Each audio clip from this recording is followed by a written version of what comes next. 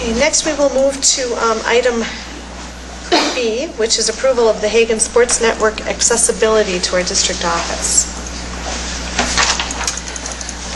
The story here is that Charter Communications has changed their policy that non-employees cannot access their buildings. And because Mr. Hagen is not an employee of Charter, he's no longer able to access their building in which he airs the Hagen Sports Network, all of the school activities that he films. And we know that that's a very valuable service in our community and that it's really appreciated. We have much of the city's equipment in the district office in our AV room that's Scott, where his area is. And we initially thought that perhaps we could transfer that equipment to City Hall, but City Hall does not have access to fiber optics. For them to get fiber optics, it would cost approximately $24,000. So at our joint city-school committee meeting, it was recommended that the district approve access for Mr. Hagen to our district office building, and specifically the office where we have the city equipment, so that he could continue to run the Hagen Sports Network on that city equipment right here in town for no cost whatsoever. Other than, I mean, we'll have to give him a key to get it. And that was approved by the joint city school. That recommendation was approved by the joint city school committee. I did see that the city council approved the recommendation as well at their meeting. So we're asking for approval by the school board for Mr. Hagen to be able to access that equipment. Okay. And now I know he has some odd hours at times, so is it easily acceptable? Accessible? Accessible, yes. Yes. Yes, good. It's just in the back door. Right there. Yeah. Okay, I couldn't remember. I didn't know where that room was, so, yeah, good. And there were to be concerns on the school district side, any issues that... Well, he'll probably be given a card reader so that we won't be any different from any of us, a card reader to get in the building, so we'll know who's coming in and out of the building, and he'll only have access back to the area where the audio-visual. Paul was at the meeting, so Good. he's well aware of everything and thought it was okay. It's all the same equipment he currently uses, correct? Or Right, we don't have to purchase any equipment. yeah. Okay, so he's familiar with it, knows how to work it, everything.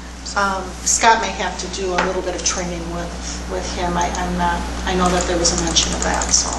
So he currently uses equipment that does meet the standards he needs within the, you said CenturyTel, whose building is it he's in right now? Charter Communications, I believe. Charter Communication, and that building is owned by Charter Communication? Yes, Okay, and who accesses it other than Mr. Hagen now?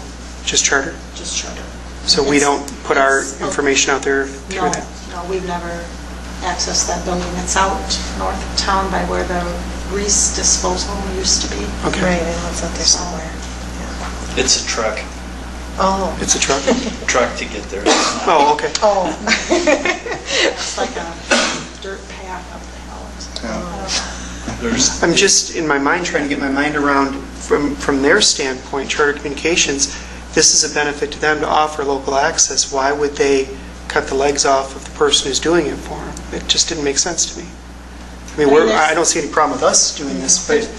They're still offering the local access because it is a channel through Charter Communications. But it would be of little value if there was no I'm programming. not sure that they're using the building that he's currently anymore, if I heard that right at the meeting There's no anymore. I don't believe there's a bathroom in the building. But if we didn't solve this... Barely heat in the building, Yeah. I guess. It's a shed. Right, but I guess what I'm trying to say is every community's got to be having this problem, but if we didn't solve this, how would local access get out there? It sounds kind of not, it's counterproductive for them to just suddenly say, you guys can't access, we'll still air the channel, but there's no programming I think available. there's more to them just saying no. I think there's reasons that maybe they don't want to need the shed anymore, Scott, I don't know. Yeah, I think that, my understanding is that the building is being eliminated. Oh, sure. Because they used to use the tower here, and they don't use the tower anymore because everything obviously comes now on satellite. So other than that, But there is a difference between public access channel and Greg Hagen's channel. Greg is leasing that channel from Charter Communication. Public access channel, which is the city's channel that we're taking care of is the PEG-CHM Public Education Government channel. So it's two separate entities. Just that we have the fiber optic running to the district office that, and I haven't heard exactly how Charter is going to do it, but he'll still have his channel. The school district and the city still has their channel. But the school district is not taping all the football games, all the basketball Yeah, games, no. all the, every concert, everything. And if the Hagen Channel's not there, that is a service that Right. citizens, parents, grandparents are no longer I'm going to not have. sure too that Charter has another access point within the city for, I don't believe they do. so this is just a convenient access point for it. And it's a convenience for community members, parents. And it's a good way to work with our community. And it's been a good partnership for the last 30 years. Yeah, it has. Mr. Hagen's been a good partner to the He sure school has. district.